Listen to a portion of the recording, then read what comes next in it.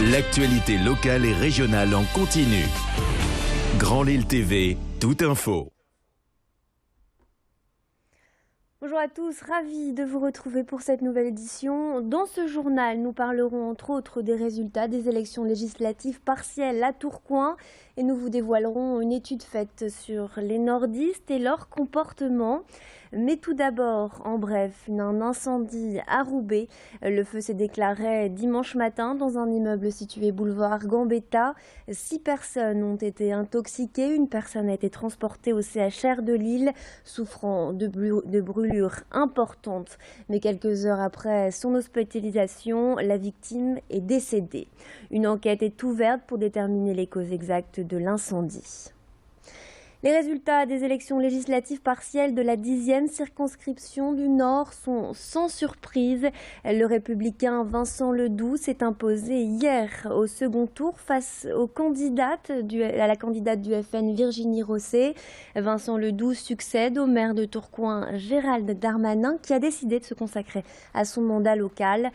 Pour ces élections, les électeurs ne se sont pas précipités aux urnes. 15% de participation avec 5% de bulletins blancs.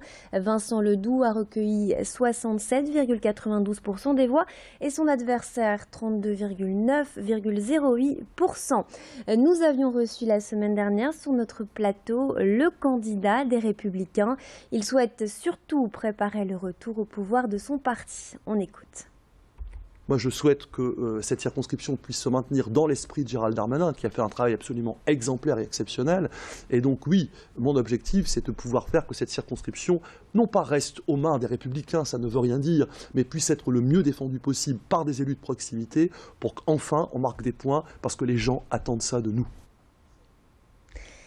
Sérieux, débrouillard et consciencieux, ce sont les 3 caractéristiques des habitants du Nord-Pas-de-Calais-Picardie révélées par une étude. 7 LM spécialisés dans les solutions de financement de projets réalisent un tour de France pour analyser les comportements des habitants de chaque région. Les nordistes déborderaient de projets dans le domaine de la santé, des loisirs ou encore de la rénovation énergétique. 77% des habitants de la région ont un projet dans les 12 prochains mois, contre 68% en France. Pour financer ces projets, l'étude révèle que les nordistes sont débrouillards et sérieux. Par exemple, le système D est très en vogue.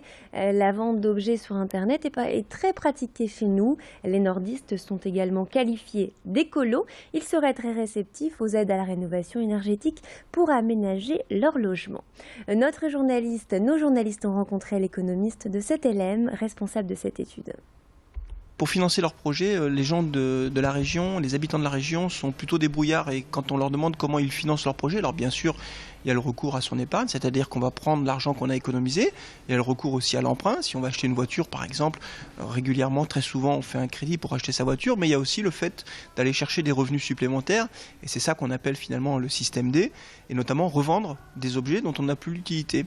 43% des personnes interrogées dans la région nous disent qu'elles ont déjà revendu des objets qu'elles n'utilisent plus, alors soit sur les sites internet, soit directement sur des foires, des brocantes, etc., justement pour avoir de l'argent en plus et pour pouvoir réaliser leurs projets.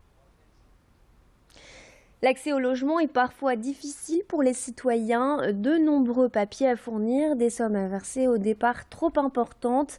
La loi Allure en vigueur depuis mars 2014 avait pour objectif de réglementer les pratiques parfois abusives des agences immobilières. Pourtant, l'association de consommateurs UFC Que Choisir a réalisé une enquête en novembre 2015. Cette étude révèle certaines améliorations concernant les coûts pour les consommateurs, mais dans l'ensemble, les agences n'ont pas changé leurs habitudes. Un chiffre révélateur, 54% des agences n'affichent aucune information en vitrine sur leurs honoraires alors que c'est une obligation depuis 25 ans. Louis Caillé a rencontré le président de l'UFC Que Choisir dans le Nord. Il nous parle de ces abus encore existants. On écoute. Ce qui est illégal, mais ce que nous avions constaté, ce qui est demandé par les agences, ça peut être le relevé d'identité bancaire, le RIB, des factures d'EDF, factures de gaz, ça n'a pas lieu d'être, les photographies d'identité, Ça n'a pas lieu d'être non plus. On n'a pas le droit de mettre dans ce dossier la photo du candidat à l'allocation, un chèque de réservation, le livret de famille, la carte grise, l'autorisation de prélèvement. Tout ça est interdit, tout ça n'est pas permis. Donc si ça n'est pas permis, puisque la loi Allure a défini les textes, les documents qui pouvaient être demandés par les agences, tout ce qui n'est pas permis est interdit. Donc ces documents-là ne devraient pas être demandés par les agences. Et on termine avec un autre incendie dramatique survenu dans un camp de Rome ce dimanche matin à Lille. Vers 8h30, 2 habitations de fortune installées le long du périphérique sud, direction Dunkerque, ont pris feu. Un bébé de moins d'1 an a été retrouvé mort par les pompiers, selon les propos de la famille recueillis par nos confrères de La Voix du Nord. Le père aurait réussi à sortir certains enfants, mais la violence des flammes ne lui a pas permis de sortir le nourrisson. Les causes de l'incendie sont encore à déterminer. L'hypothèse de la défaillance d'un moyen de chauffage précaire est privilégiée. Et c'est la fin de cette édition. Merci de nous avoir suivis. On se retrouve tout de suite pour un point sur votre météo et votre trafic.